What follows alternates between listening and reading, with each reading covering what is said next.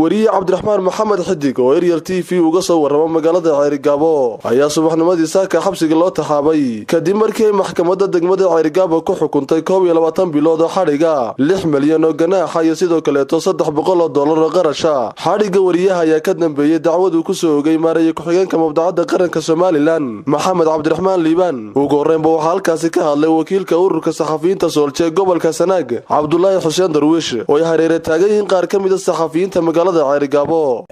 waxaa maanta maxkamadda degmada Ceyrigabo xukuntay wariye Cabdiraxmaan Maxamed Xiddig oo ka howlgala telefishinka Ariel TV ee magaalada Ceyrigabo uu jooga wakiilka ah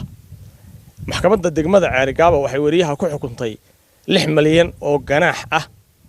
22 bilood oo xariga iyo $300 oo loo xukumay qofkii ninkii dacwadda dabada ka waday oo ah maariye ku xigeenka madbacadda qaranka Somaliland